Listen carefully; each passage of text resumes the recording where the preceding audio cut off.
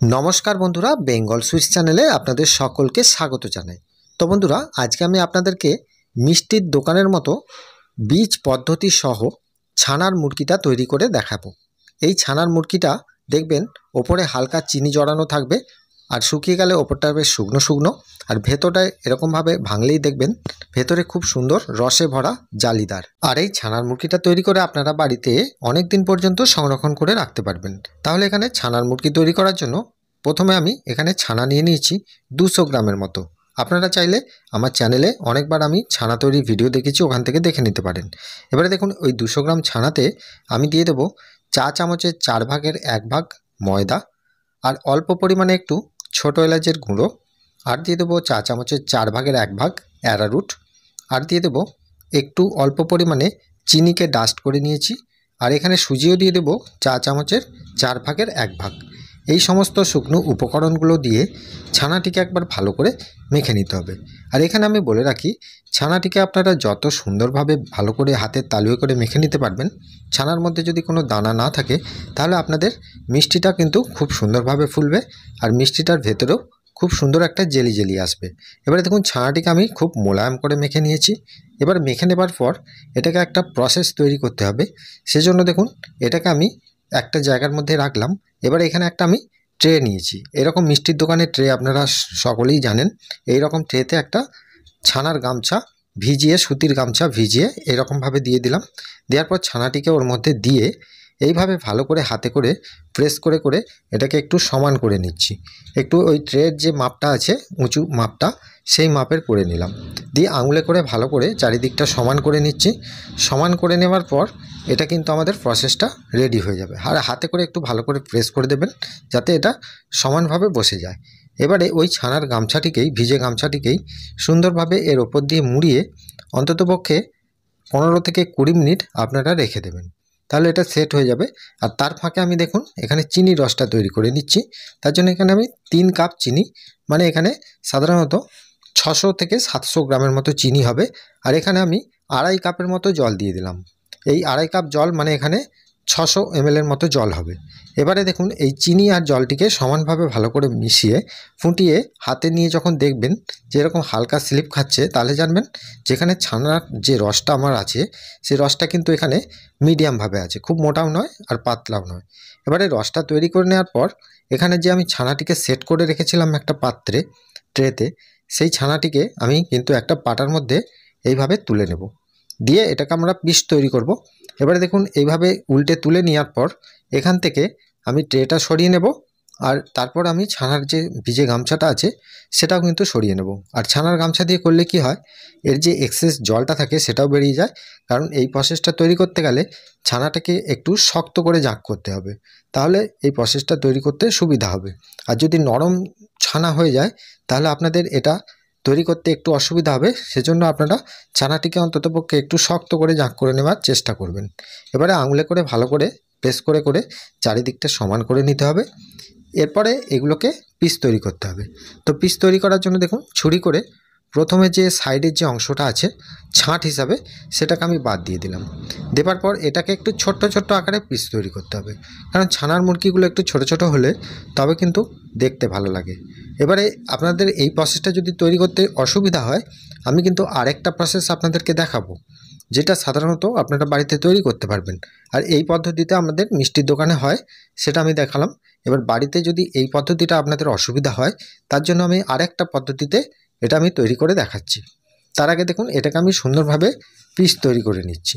আর এটা পিস তৈরি করে নেওয়ার পর এটাকে কিন্তু একটা এইভাবে নিয়ে হাতে করে এর চারিদিকটা একটু দেখবেন উস্কো খুস্কো থাকে, সেজন্য চারিদিকটা একটু ভালো করে সমান করে নেবেন। তাহলে এটা দেখতেও ভালো হয় বা রসে ফোটার সময় এর সাইডের অংশগুলো চট করে খুলে যায় না। এই একই প্রসেসে আমি এগুলো সব করে নিলাম।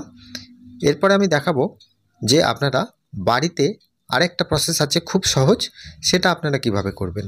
দেখুন যে ছাঁটটা আমি রেখেছিলাম ছানার, সেটা আমি নিলাম আর এইভাবে পাকিয়ে নেবার পর এটাকে আমি একটু লম্বা করে এরকমভাবে গোল করে নিয়ে একটু লম্বা রোলের আকারে তৈরি করব।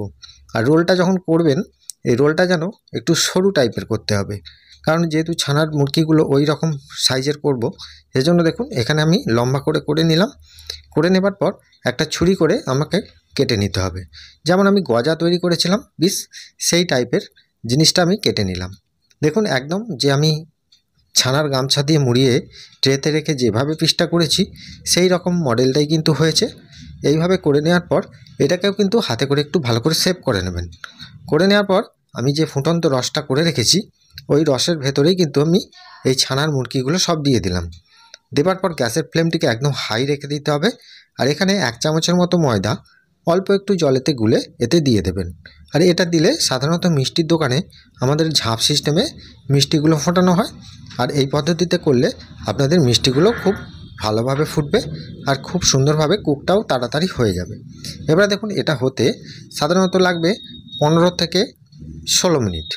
এখানে দেখুন 10 মিনিট ফোটার পর আমি এটাকে একবার তুলে নিয়ে দেখব যে এটা ফাটছে কিনা। যদি দেখি ফাটছে না, তাহলে এখানে 10 মিনিট পর আমি এখানে 1 চাটুর মতো জল নিয়ে এতে আমি খাইয়ে দেব। কারণ 10 মিনিট ফোটার পর এটা কিন্তু অনেকটা রসটা ঘন হয়ে যায়, সেই জন্য আমি জলটা দিলাম। আর এখানে কিচ্ছু করতে হবে না, জাস্ট এইভাবে গ্যাসের ফ্লেমটিকে একদম হাই করে দিয়ে ফোটাবেন। আর ঝাঁপটা যখন দেখবেন খুব যখন কমে কমে আসছে তখনই জানবেন যে মিষ্টিটা কিন্তু আমাদের হয়ে গেছে। সেটা বোঝার জন্য আপনাদেরকে এখান থেকে একটা তুলে নিয়ে দেখতে হবে। এইভাবে তুলে নিয়ে দেখবেন, যখন দেখবেন এর মধ্যে কোনো টোল দাগ আসছে না তখন বুঝবেন যে ছানার মিষ্টিটা আমাদের হয়ে গেছে। এবারে আমাদেরকে দেখতে হবে যে রসটা কতটা মোটা আছে, কারণ রসটা মোটার ওপরেই কিন্তু ছানার মুরগিগুলোর ওপরে দানাটা আসবে বা বীজটা তৈরি হবে। এখানে দেখুন 16 মিনিট হয়ে যাবার পর আমি এখানে একটু রস তুলে নিয়ে হাতে করে দেখছি যে রসটা আমার সুন্দরভাবে এই রকমভাবে একটা সুতোর মতো কাটছে। আর যখন সুতোটা টানছি অনেকটা টাইম নিয়ে কাটছে, তাহলে বুঝতে হবে যে এখানে রসটা আমাদের পারফেক্ট রেডি হয়ে গেছে। কারণ এখানে মোটা রসের রাখতে হবে, খুব মোটা রস না করলে এটা কিন্তু বীজ ধরবে না বা এটাও দানা আসবে না। সেজন্য করে নেওয়ার পর এটাকে হয়ে যাবার পর অনবরত গ্যাসের ফ্লেমটিকে একদম অফ করে দিয়ে অনবরত এইভাবে নাড়বেন। নাড়তে নাড়তে যখন দেখবেন যে মিষ্টিগুলো রসের মধ্যে অনেকটা ডুবুডুবু হয়ে যাচ্ছে তখনই কিন্তু নাড়াটা বন্ধ করবেন, তার আগে নেড়েই যেতে হবে। এবারে করে নেওয়ার পর এটাকে আমি 5 মিনিট রাখলাম ঠান্ডা করার জন্য। 5 মিনিট পর আমি একটা খুন্তি নিয়ে এইভাবে রসের মধ্যে বীজ দেব। এটা সাধারণত মিষ্টির দোকানে কারিগরি প্রসেস। এইভাবে বীজ দিলে দেখবেন মিষ্টিগুলো দানা হয়ে যাবে।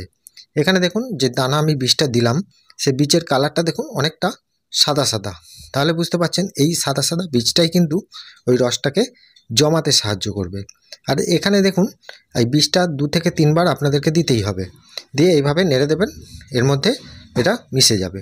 এবারে দেখুন আরেকটা পদ্ধতি আছে, এই পদ্ধতিটা যদি আপনাদের অসুবিধা হয় এখানে অল্প একটু রস তুলে একটা প্লেটের মধ্যে রেখে এইভাবে যদি ঘোরাবেন তাহলে দেখবেন বীজটা তৈরি হয়ে যাবে। আপনাদের কড়ার গায়ে বীজ দিতে যদি অসুবিধা হয় তাহলে আপনারা এইভাবে করে নিতে পারেন। এইভাবে করে নিলেও কিন্তু একই প্রসেস। এইভাবে করে নিয়েও এর মধ্যে দিয়ে অন্তত যখনই করবেন 2 থেকে 3 বার। আর আপনারা যখন দেখবেন যে রসের কালারটা অনেকটা দেখবেন ঘোলাটে সাদা সাদা হয়ে যাচ্ছে তখনই বুঝতে পারবেন যে এখানে সঠিকভাবে বীজটা দেওয়া হয়ে গেছে, এর বেশি বীজ দেওয়ার কোনো দরকার নেই। এবারে দেখুন এটা ঠান্ডা হয়ে যাবার পর এর গায়ে কি সুন্দরভাবে চিনির দানাটা একদম দানাদারের মতো ধরে গেছে। আর রসটা আমি তুলে দেখাচ্ছি, দেখুন রসটাও একদম সুন্দরভাবে বীজটা ধরে নিয়েছে। এখানে আমি রস একটু তুলে আমি আপনাদেরকে দেখাচ্ছি বোঝানোর সুবিধার জন্য। রসটা দেখুন কত সুন্দর চিনির দানার মতো হয়েছে। এইভাবে করলে আপনাদের এই বাড়িতে ছানার মুরগিটা তৈরি করতে কোনো অসুবিধা হবে না। আর এখানে দেখুন একটা ছানার মুরগি আমি আপনাদেরকে ভেঙে দেখাচ্ছি, এর ভেতরে কত সুন্দরভাবে রসটা আছে, টিপলেই কিন্তু রসটা ইজিলি বেরিয়ে আসছে। আর এখানে দেখুন খুব সুন্দরভাবে মিষ্টিটা তৈরি হয়ে গেছে। আর এটাকে যখন আপনারা ছেঁকে রাখবেন অন্ততপক্ষে 15 থেকে 20 মিনিট ছেঁকে রাখলে এর যে এক্সেস রসটা বেরিয়ে যাবে আর অনেকটা গাটা শুকনো শুকনো হয়ে যাবে। আর এইভাবে যদি আপনারা করেন, এইখানে এইভাবে আমি ছেঁকে রেখে দিলাম, এটাকে আমি শুকনো করে নিলেই দেখবেন ওপরটা শুকনো ভেতরে কিন্তু রসে টইটুম্বুর থাকবে। তো বন্ধুরা আজকের রেসিপিটা আপনাদের কেমন লাগলো সেটা আমাকে প্রত্যেকবারের মতো কমেন্টে জানাতে অবশ্যই ভুলবেন না। আর চ্যানেলে যারা নতুন দেখছেন তারা অবশ্যই একটা সাবস্ক্রাইব করে পাশের বেল আইকনটা ক্লিক করে দিয়ে যাবেন। ভালো থাকবেন, সুস্থ থাকবেন, দেখা হবে আবার অন্য কোনো মিষ্টি রেসিপি নিয়ে। নমস্কার।